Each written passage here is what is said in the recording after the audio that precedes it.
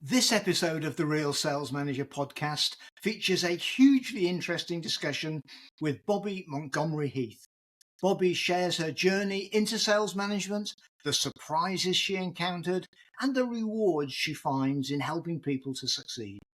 We discuss the importance of communication and authenticity in sales management and include real-life insights and tips such as the importance of learning from others, the evolution of sales management, the role of sales enablement, and the challenges of managing experienced team members. On the way, we touch on the importance of communication, authenticity, asking for help when it's needed, and most importantly, having a growth mindset. We spend some time talking about sales enablement, how it can add value, and how it can help sales managers to accelerate team performance. Bobbi's sales background has a very solid foundation in initially door-to-door sales of educational products, through selling advertising space, through to internet services, and then finally IT services and cybersecurity. She's held line sales management positions with Star Internet, with Message Labs, and with Symantec, before specializing in sales enablement with Symantec and then with F5, where she was recently Director of Global Channel Strategy. I've put a link to Bobbi's LinkedIn profile in the show notes. Enjoy.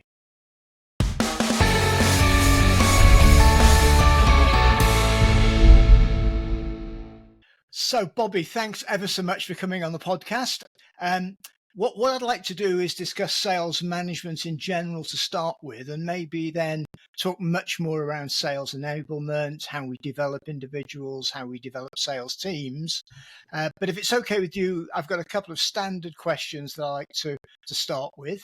So I've already told the viewers and listeners a bit about your background, but could you just in your own words tell us how you got into sales management and what the journey has been for you? So I have been selling. I started selling when I was early 20s. I sold books door to door. I went into advertising sales after that. And then I moved into technology sales. I learnt how to sell technology, but also learn about technology. And then moved into sales management really by being annoying and wanting to be a sales manager, but a good salesperson. And an opportunity came up to work with a group of individuals who were graduates. And so I was popped into an environment where somebody hadn't turned up and I had a ready baked team. So that's how I got into sales management. And why did you want to move into sales management? Could I ask that? Yes, certainly. I always thought it was the thing that I should do. It should be on my business card. You're a salesperson, then you should be a manager, then you should be a director, then you should a very traditional thought process of careers and ladders. Right. Okay. Which I think is true for many people. But it is one of the questions, we typically ask, particularly aspiring sales managers, do they really want to do it? So you moved into a ready-made team, looking after graduates. So when you reflect on that, it sounds like you had a plan. You wanted to get into sales management, but it was opportunistic as well. Yes. Every time I'd actually put myself formally forward for a role, I had been declined. And in retrospect, I think that they were absolutely correct. I was not. Okay. I was not in the position to take on that role or the people or know what I was doing. Not that I did when I worked with my first team, but I soon got to start to think about what it is to work with other individuals and help them with their performance. And that's really the route that I've taken. Okay, well, that leads very nicely to my kind of follow-up standard question I ask everybody. So from your perspective, what are the main attributes of a sales manager, a successful first-line sales manager? What do you look for, or what do you think people look for in you?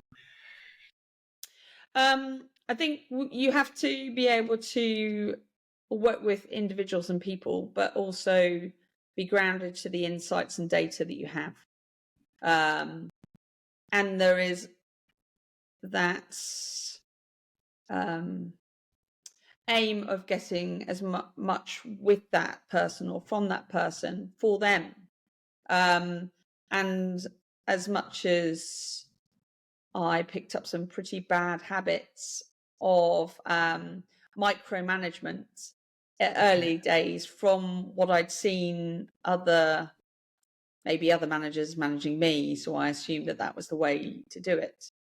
But actually you start to learn and catch yourself doing things that actually that doesn't seem to work as well, or is there a different way? So yeah, that's my... Okay, that's interesting. We might want to come back to that. So how, and that's a common, I was going to say mistake, but yeah, many people in their first line job think they have to control everything, have their fingers on everything, which is almost impossible, but also not very effective. So how did you get over that? I mean, if you thought that was what sales management was all about, were you coached? Did you go on training? What did you do? Well, there was a mix of things. So actually, I'd been fortunate that I'd gone on and out. I was invested in. Somebody sent me to. I worked for a media company, United News and Media. They'd invested in me as being a individual that was performing, and therefore it was like, we put you onto a leadership course. Okay. And that was incredible. So that was incredible from the point of view of actually helping me think about what performance management was, what aspects there were in day-to-day management, feedback, process, the concept of working with HR as a team, cross-functionally. I mean, at the time, all of that was quite eye-opening. And they also, this particular course was good because it also put you through stress. They stressed you, so they put stresses on you in environments where you were working with other individuals who weren't in your business, to the point of making us all recognize what happens to us under stress. So whether or not you go quiet, you start yelling, you cry, whatever behavior will starts to leak out from you when you're out of control. Okay. And presumably then enabling you to get back in control and to recognize when that's happening, or when you're in those positions, or that you should actually sort of step back. Okay. Take a different level to look at it, address with calm. And I think that was some of the good grounding that I got at that point. Okay, excellent. I often debate with people that this whole idea of, as a manager, being in control, particularly of your emotions and your responses. But I guess also at some stage you need to let your emotions come through and be authentic. Is that something that you balance yourself, or have you found? I think I guess I thought at some time that showing emotions was weakness, and actually to be your authentic self was somebody that I was acting not to be. And I've been fortunate enough to realize how much energy is involved in that, the acting to be somebody else that isn't yourself. And that people pick up on that. So I was fortunate over time to actually realize that was the case. And then you realize the power of actually the emotions of whether or not you're frustrated with somebody, or that if you maybe are less controlled, and it's mainly because because of the potential that they have, or that you've or have seen them operating in a different way. But those explanations, people really understand that. And if you can connect to that I've found typically the best responses to people I've worked with have been when I've just been me, saying, Right. this is how I think that's how it came across to me. Right. And this is what I think, maybe we should consider. Okay, it sounds like what you went through there takes most people quite a long time to go through that. We often talk about the transition period from being an individual contributor to being a manager, and people trying to figure out what their style should be, how open they can be, can they still be one of the team, or what? And it sounds as though that's all part of that transition. To what extent do you have to put on a different persona sometimes, as we do in sales? I mean, there are occasions when you have to put on this different face when you're negotiating or whatever. Okay, so I mean, door-to-door selling advertising, moving into technology, that's all pretty tough. And then being given this opportunity to be a sales manager, you've been invested in. Sounds like that was really high quality stuff as well. What was your biggest surprise when you first got into sales management? Probably that I didn't like it. Oh, really? I'd say that in that I think we'll just talk about me versus other people. But certainly I don't tend to like things I'm not good at. Okay. Or at least initially. And I think that's when I started doing that, I was like, oh, hang on a minute.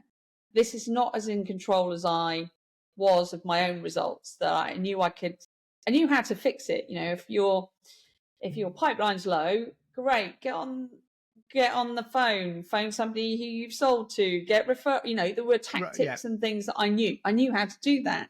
Yeah. But in this, having somebody else going out and doing something, and them having their own internal motivations to do that, them understanding that to fix, it's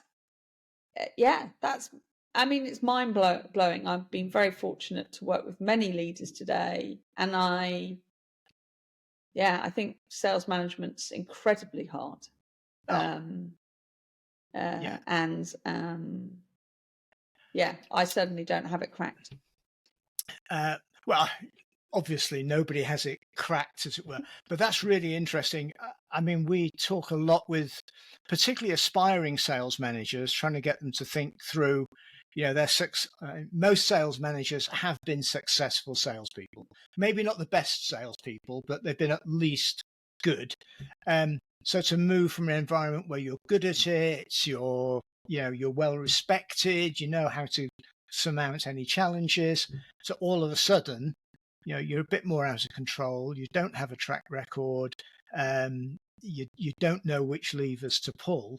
That is very tough and a lot of aspiring sales managers don't really realize that. And it sounds like for you get into the job and you think, oh my goodness, what have we got here?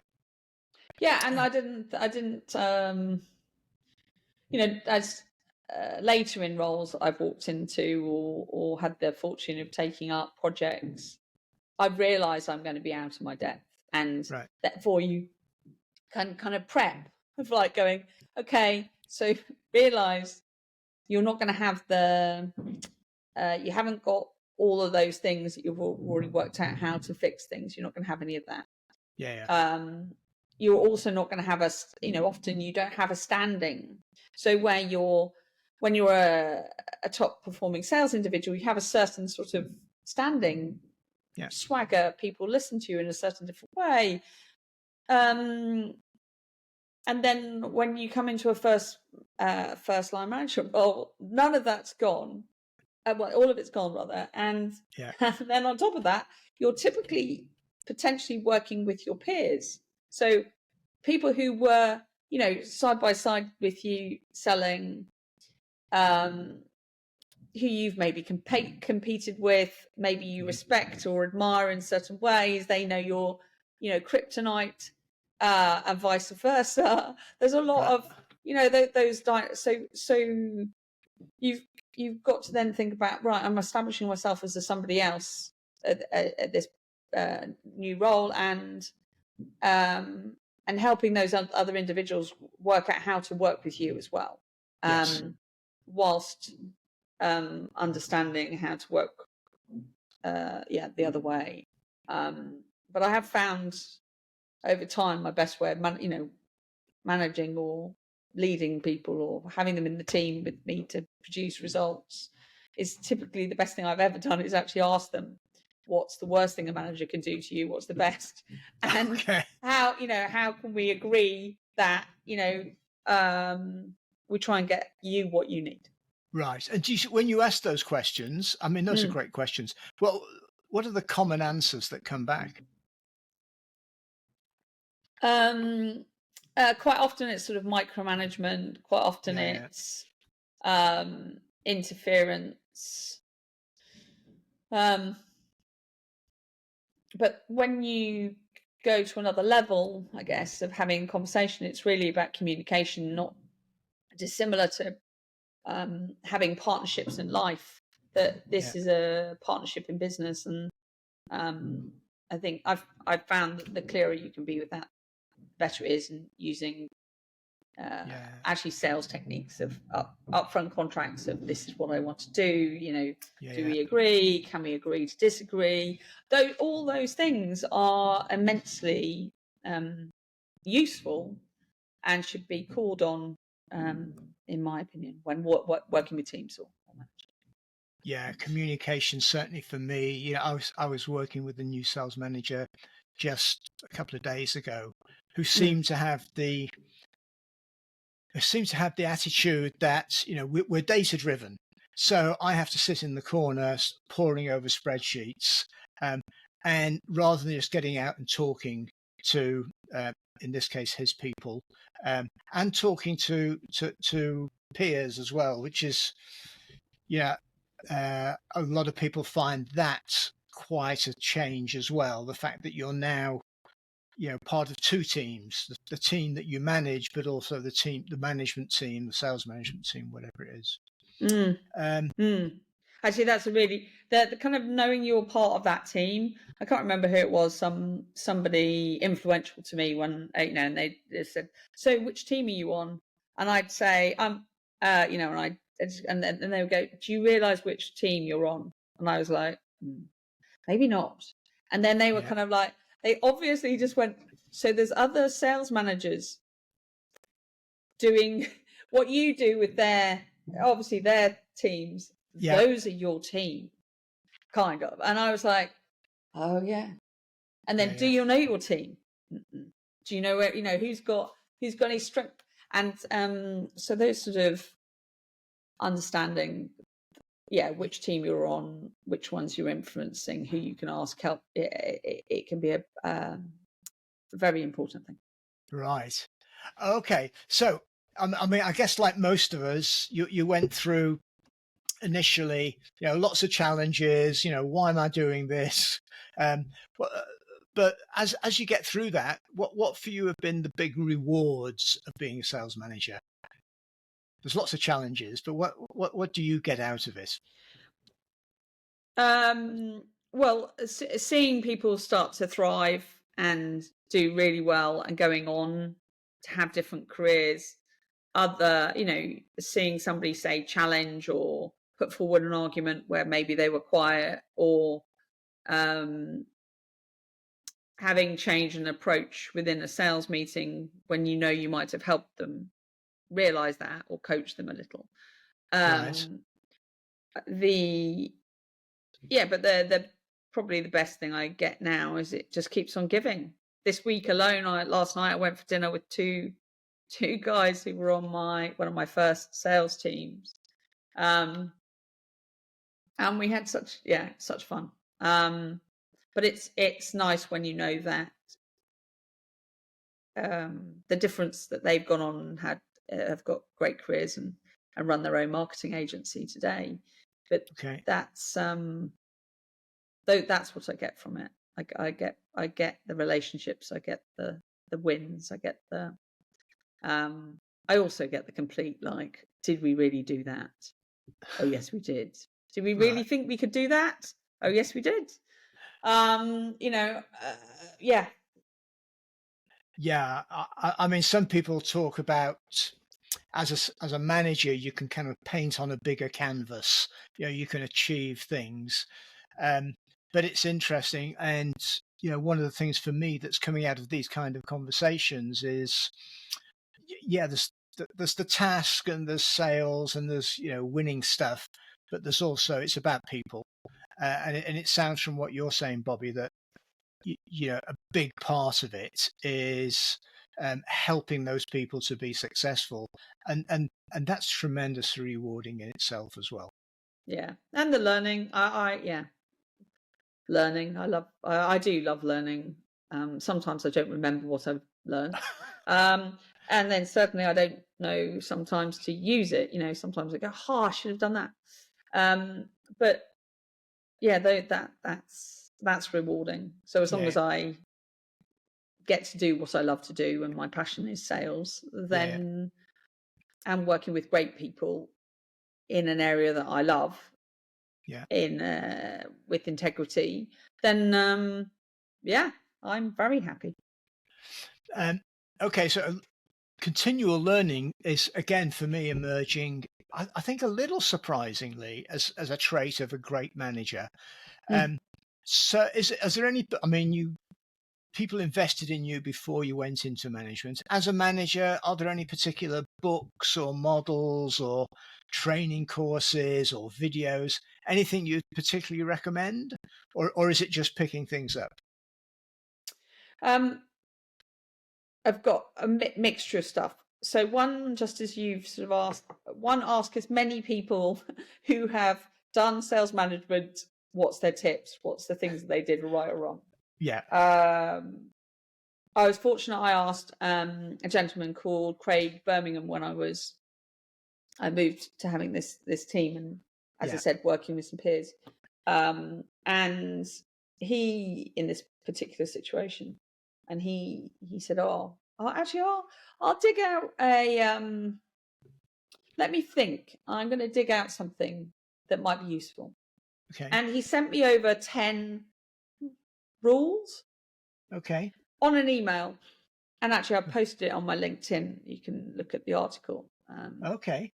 And those were probably the most useful 10 things that I ever had. Simple things like treating people the same. Okay. One person's late, do the same thing to the person who's late, who's the best performer, as the person who's late, who's not the best performer. Okay. So whatever you're going to do it with consistency.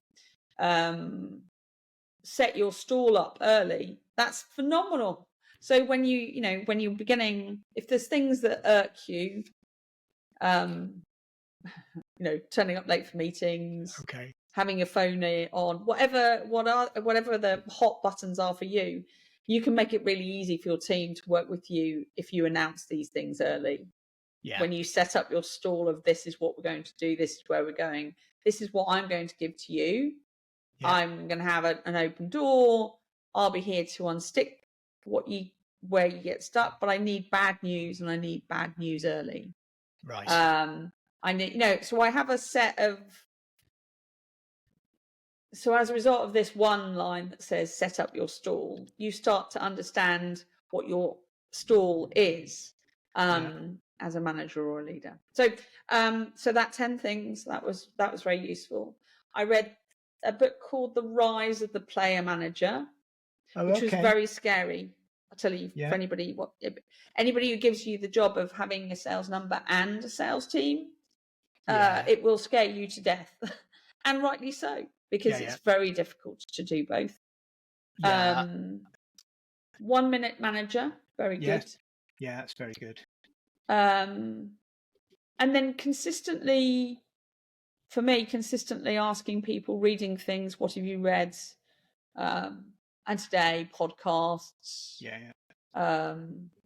But also using discussion well. So when you are with a senior leader, say in your business, actually everyone's got opinions on things, and asking them what their opinion is of their own leadership style and whether or not it's changed, that's a fascinating conversation that you can learn from. Yeah. And you can add to, regardless of if you're just stepping into management or thinking about doing so. Yeah. Is just learn, ask questions. I actually find that with good salespeople as well. They are constantly, none of them think I've made it now. I am the absolute perfection. They're always constantly asking their manager, other managers, other salespeople, what's happening in the industry? What do you find is working today? So constantly pushing themselves. Yeah. Okay, it's interesting. So you go back to these 10 things that Craig sent to you. To what extent, Bobbi, do you think sales management has changed a lot over the last 2 or 3 years? I mean, there are some people who say it's changed out of all recognition. There are other people that say, no, it's just going back to, what's always been the foundations of sales management. Things like consistency, treating people with respect, getting out of the way when you can. So where do you stand on that? Well, there's a lot of variety out there in Yeah. terms of the environments that a sales manager can be in because of the company they're in. Right. So I think there is always actually, I had a conversation earlier today that set my mind one way or the other, but which was, many of us have come up that art and science is selling, and whichever proportion or mix. And I think you can go into that data, the process, the science very heavily and forget, in this case, the art of motivation with your team. Right. So I think there's a mix. I think there's a movement there. And I think there's a response that is needed depending on the situation you're going to be finding yourself in. Right. In terms of either a team that is performing very well or a team that's performing very well and then suddenly doesn't. And comprehending whether or not that's a market change, a process type change, a product change, I don't know, you've done something, what you should or shouldn't do. But so has it changed? It's certainly in the limelight today. If you read all the sort of McKinsey's, what's the top 7 things on a CEO's mind, first level managers are right in there as being something that is defining for the results of an organization. And I think when you find yourself as a manager, you might not think that that's exactly what you are, but you really are. So has it changed? Yes, everything changes. Have the tenets or basics changed? No. But can you operate in the same way managing a team for long periods of time, like you might have done before, without faster adaptation? I wouldn't say so. Okay. Interesting. There's some fascinating stuff coming out here. I do want to just move into a kind of a specialist area because I know, you've been a very successful sales manager, but over the last couple of years, you've also been very much involved in sales enablement and stuff like that.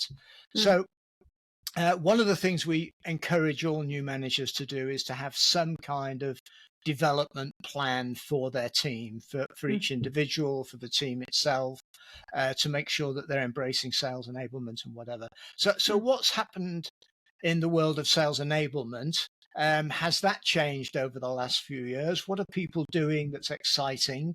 What are really good managers doing in terms of putting development plans together for their people? What do you see happening in that space? Sure. So, well, sales enablement, I constantly am learning. In technology in large organizations, you would think it would exist. And actually, that's not true. Some businesses do not have it, even with complex selling and large sales organizations than without sales enablement. Right. So first off, whether or not sales enablement exists in an organization, that's one thing. Yeah. And then if it does exist, whether or not it's managed to keep on adding value to the sales organization, because it itself, has a brand, has a value that it's delivering. So, in the same way as you might have a high influence decision maker, you might have a high influence sales enablement function versus another. So that the variety is huge, and therefore the leadership you get in sales enablement as well.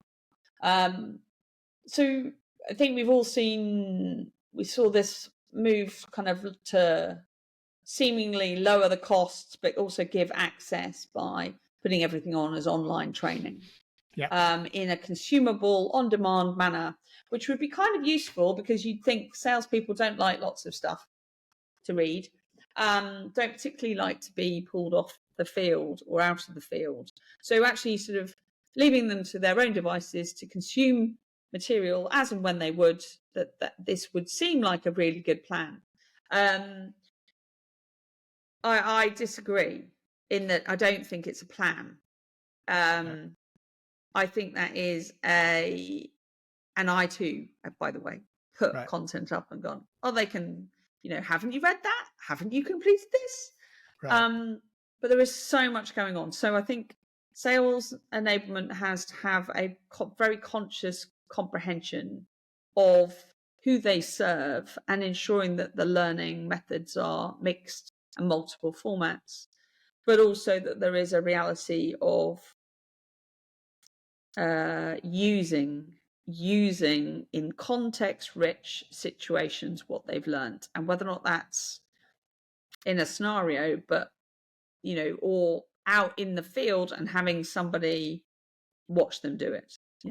Years ago, people, I was reflecting on, whether you are into spin or whatever kind of methodologies, but people went out and sat with salespeople hundreds and hundreds and hundreds of times and saw what they were doing. And today, I don't believe I think there's very few people who go and sit by a salesperson and actually understand what they're doing at all. Well, it's interesting. Yes, I mean, I've been through the whole spin thing on both sides as a coach and as a salesperson, and that whole process is incredibly powerful for salespeople to actually develop. And with Real Sales Manager, we put a lot of emphasis on coaching. But it is difficult these days for a sales manager, particularly a new sales manager, to just sit there as a coach in a customer meeting. But I think there's huge opportunities for in the moment coaching. We call it coffee shop coaching. To take out the 20 minutes of the meeting where they were sitting alongside and use that as an opportunity to think, how could we do it differently? How could we do it better? And it's a mindset. I think so. Yeah, I think so. And now, we've got technology now that will augment that with AI. You don't need to have. You actually don't need to have a human with you in a sales meeting. You can use technology that will tell you whether or not you're you're sincere enough, your body language is such, your tightness of words, your proportion of speaking, that we have a sales managers have a responsibility for also guiding salespeople to use the right tools. There are some fantastic tools. In fact, we've got somebody on the podcast, hopefully in 2 weeks' time, who's really into that area. And we're going to be diving into those tools and how we can use them. There's some fantastic capability.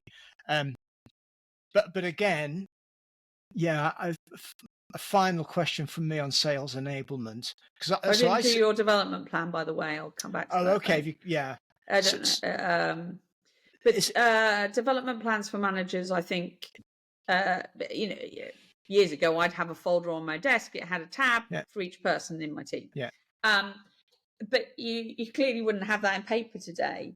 But certainly you should think about what's what would make the most impact for that person or with that person, and ideally having them do the needs analysis as well. So one thing is for you to have a set of opinions or analysis, but I would also ensure that you try and give that power to the sales individual to say, tell me what's the most difficult thing for you. Why is that so? What can we do there? What difference? So you do ask those questions. So the needs analysis and personalization. I think the skill will check up is always useful.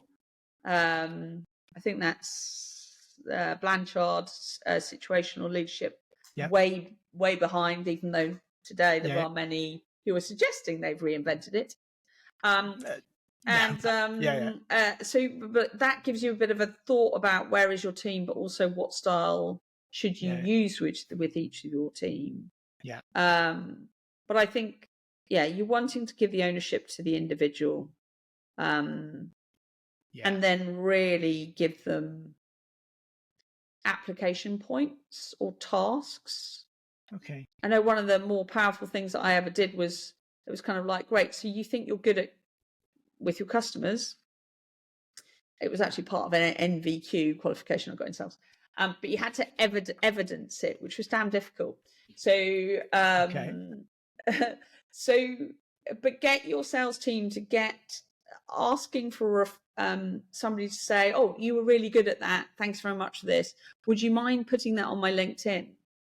Okay. So getting evidential points, getting the text in email. If you think you're that good and you're considering that is the case, then have you got a way of influencing somebody to complete that so you have got evidence? That's it teaches you many things on the way to getting that as an output. I can imagine. Really, really interesting and pushing the point, because a lot of people kind of do pay a bit of lip service. How do you find a question I get asked a lot by new sales managers, where they've got people in their team who are experienced, they've been doing the job for years, kind of successful, but push back against going on any training or doing any development plans? How we used to call them the old timers, who don't want to develop, who won't embrace this whole concept of them taking control of their own development plan. How do you approach those people? I think one, you could think you can change their mind. Having tried this over time, not necessarily found that has been a way to do it.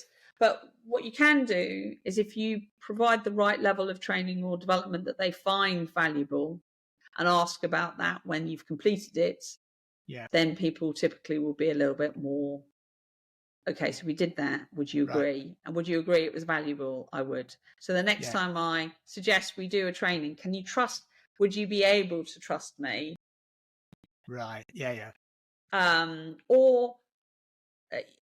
And then it's just to kind of, you can give them it to assess. So give them a new dimension of it. You could give them it as you already know this. But I'm really keen to ensure that the quality is there for the team. What do you think we should have underneath the core of what we should get? And do it a different way. So they're there with, I'm just here as an observer. With a different mentality to, I'm here to learn this whatever thing I don't think I want to learn, because that's how I'm turning up with a mentality of that. Right. Interesting. I mean, I think we all struggle with those kind of individuals, but that's some interesting ways of looking at it there. I do think you should put them on, though. I've debated this a lot, of when you work with somebody and they go, so should we just put the people who want to go on the course on the course?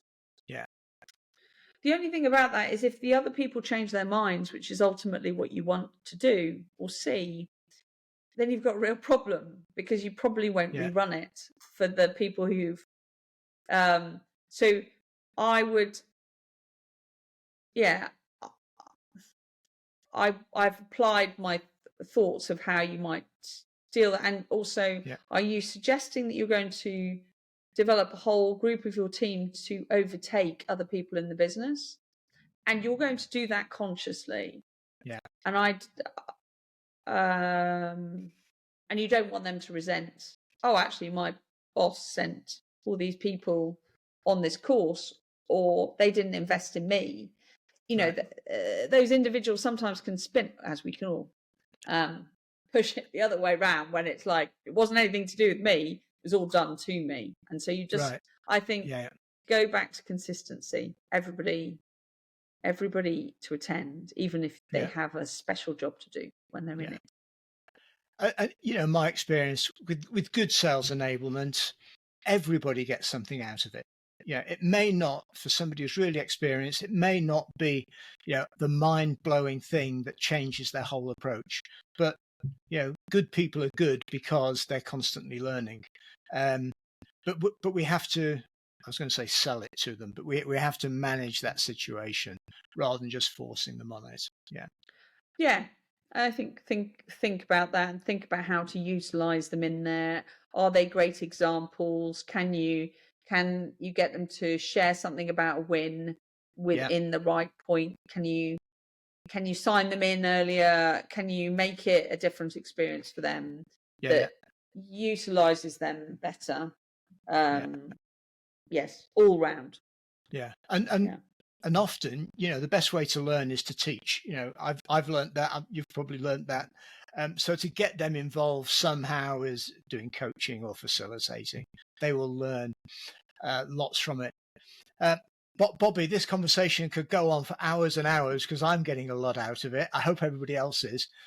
But just to draw it to some kind of conclusion. So what are your 3 main hints, tips for a new sales manager? What are the 2 or 3 things that you would say these are the things to really bear in mind to get through the transition, to be successful, and to set a foundation for being really successful? Growth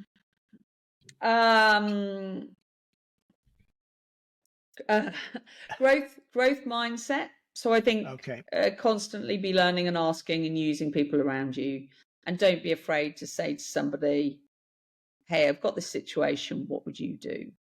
And use trusted managers, leaders, be it an HR director or even an operations manager, and just say, hey, I'm new in this role. I've got this scenario. I know you've been managing people for a while. Could I just share it with you? I've got an approach which I'm going to take. I'd love to hear yours, and then we could maybe discuss it. Is that okay? And you can, so just use your sales skills to do that. So growth mindset. So insights, just don't read the paper out loud. So meaning, consider, reflect, use multiple pieces of data, external, internal, then put forward your interpretation and make it an intelligent commentary that was backed on this, and this. So I think growth mindset, including using others. And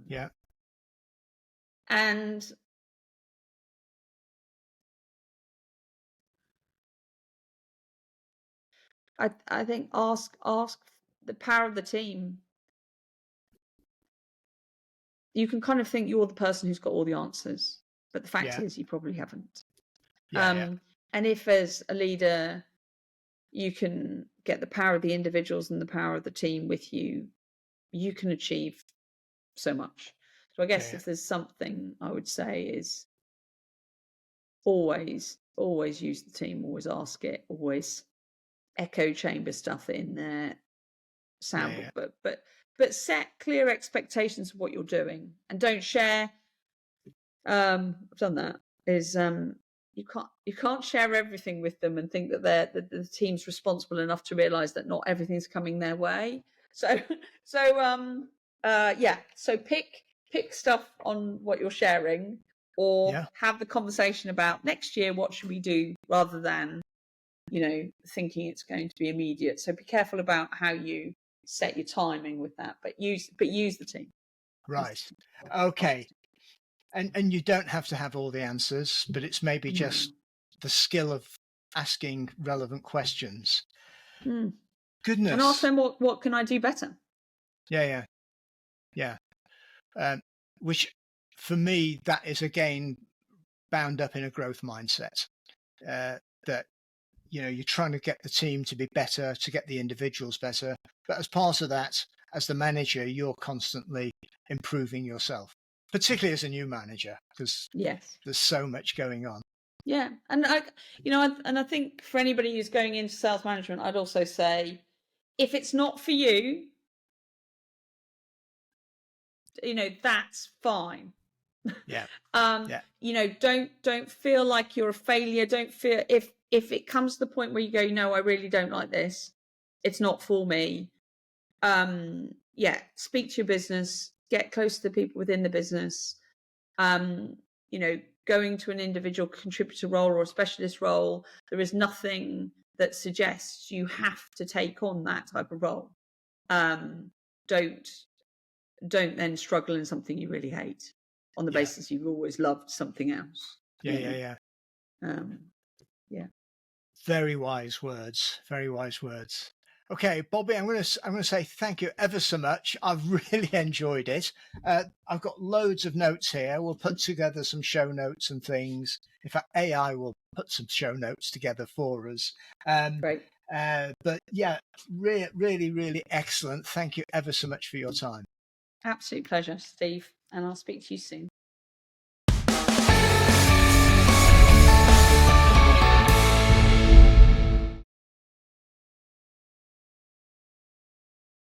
Bobbi, what was the biggest mistake you made as a sales manager, and what did you learn from it? I think I've made the same mistake a couple of times. Okay, so Really? Okay. At multiple times since being 20 to maybe I gave this up. Maybe I stopped making this mistake 15 years ago, but I certainly made it a number of times. And that is, do not disregard your gut when it comes to the right person to hire. And no matter what your situation is, that you need somebody and you need them on board, and good enough is just simply not good enough. So don't do that. That's my biggest learning. And we've all been there. And I think every sales manager I talk to, has said things like they were the best of the bunch, so we hired them. And it's always a mistake. Always. If you're not 100%, go with the short-term pain. Oh, but that's a difficult one, isn't it? It's particularly if you're a new sales manager, you've got 2 or 3 open slots, you haven't got your target covered. Yeah, and your recruitment team's telling you, well, hang on, I'm giving you the best people, and why you're the only person who's not doing it this way, and there's all sorts of stuff that comes to you, and then you feel like, oh my God, okay. And we've all got criteria, and we've ticked boxes, and it all looks good, but as you say, your gut has to say yes as well. Excellent. What a really good reminder for, I think, everybody, not just new sales managers, but everybody. Excellent.